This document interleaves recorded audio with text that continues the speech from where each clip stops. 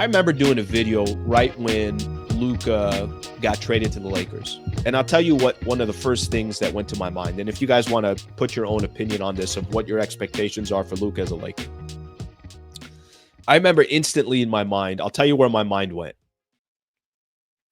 My mind went to Jerry West, Kareem, Magic, James Worthy, Wilt Chamberlain, Kobe Bryant, Shaquille O'Neal, Pau Gasol, LeBron, Anthony Davis. That's 10 players right there. Elgin Baylor, Jamal Wilkes. My mind started going to all these Laker legends. That's where my mind went. When Lakers traded for Luka, the next day, it was either the next day or maybe on that Monday. Lakers traded for him on a Saturday night. Sunday, I did some content. Monday, I did some content. We were pumping out content. And I remember doing a specific portion of thinking about all these Laker legends. Okay. So when I think of my expectations for Luka, he's played 3 games with the Lakers so far.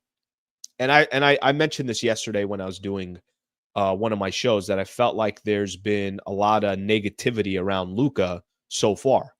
It's like somebody was saying, guys, he's going to drop 55 and you're all going to shut up. And I remember last night on the postgame show saying, yeah, I know. We're all kind of waiting for that. When the Lakers traded for Luka, my expectations instantly went to this guy's got a chance to be a Lakers legend. Now, how do you get there? There's, to say that and to actually get there are 2 completely different things. And I'm not saying here that he's going to accomplish that this year or next year or the year after. I'm assuming that Luka's going to be a Laker for 7 to 10 years. And because he's a Laker for so long, and the franchise will obviously accommodate to him, and they'll make sure that he has absolutely everything he needs to try to win a championship. He's an international player, the whole thing. One of the most popular players right now in the world. But instantly, when the Lakers traded for him, my head instantly went to, oh yeah, that's the next Lakers legend. That's what the Lakers do. It doesn't always work out, but for the most part, if the Lakers get one of those guys, they end up winning a chip. Multiple championships. So when I think of Luka and I think of what some of those expectations are, maybe they are unrealistic, but I don't really think they are. I just think it kind of comes with the territory.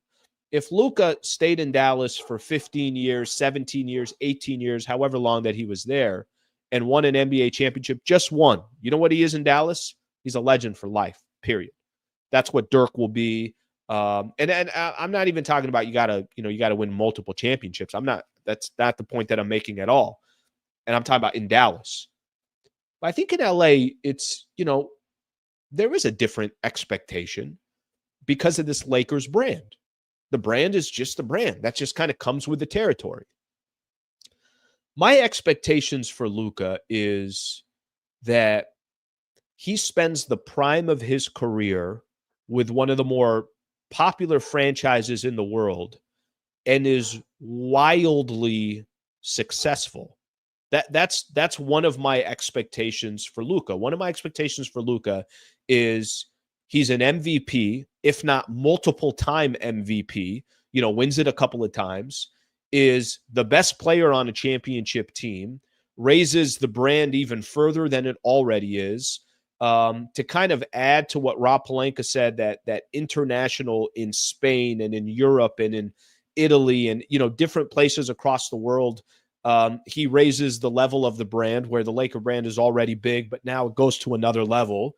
You could almost say that, you can kind of give similar, you can say that, yeah, the Dodger brand is big. It's next level when you sign Shohei Ohtani. And I know Shohei is one of one, but to be honest with you, what Luka's accomplished by the age of 25, there's a lot of things that he's accomplished that kind of is one of one. So when I look at the expectations for Luka, And I do feel some of the negativity that's come with Luka because of his weight, because of his conditioning, because he's trying to come back from that calf strain that he has, because he hasn't just walked on the floor and just started dropping 40 with 9 and 9, because it's like they're slowly just bringing him back. I think there is this. I don't think it's super unrealistic. I just think it comes with the territory. If Luka's going to be a Laker for the next 7, 8 to 10 years, it is very natural to expect Luka, who's supposed to be a top 5 player in the NBA, to win at least an MVP, if not a couple, and to win at least a championship, if not a couple. That he'll become the next Laker legend. I told you, the bar that I'm setting for Luka, whether fair or not, I think most people know how great of a player that he is, how much of an icon he can become wearing the purple and the gold. Yeah, the expectations are a little crazy. So, like, I go back to this comment here of you should give Luka time, no question about it. I don't think anybody's saying that Luka's got to be great tomorrow, even though, naturally that's going to just come with the territory. But about being in tip-top shape, that's kind of a non-negotiable, of getting your body perfectly right to make sure that that's not a conversation, we have moving forward about Luka. Yeah, that's kind of non-negotiable to be in the mix for a chance to compete for a championship year in and year out. Now, that's not all going to be on Luka, but Luka's going to have a lot to do with that. It's going to have a lot to be on Rob Pelinka, on the front office and what the Lakers do positioning wise and everything else. But yeah, these expectations are going to be, you can't get any higher expectations. If I told you right now, go look at the stars around the NBA.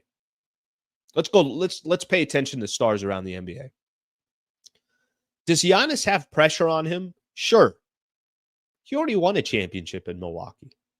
He's going to be considered a god in Milwaukee for the rest of his life. And if he left tomorrow and left the Bucks, he's still going to be considered a king. Okay, what's that? What's Jokic? Does Jokic really have crazy pressure on him? The guy is a multiple-time MVP and won an NBA championship already for Denver. You could say Embiid has pressure, but he also is dealing with his own health issues and injuries and things along those lines. Shea, you can say, has got pressure, but Shea is so young. Like, Shea's got a runway here, and so does Luka as well. But the expectations that come with a squad like the Lakers and a player as good as Luka is, yeah, those expectations are going to be super, super high. Let's keep that one in mind. All right, if you enjoyed this clip and you want more, just subscribe to the channel. Monday through Friday, 8 a.m. to 9 a.m. is the Sliwa Show. And then after every Lakers game, post-game show right here.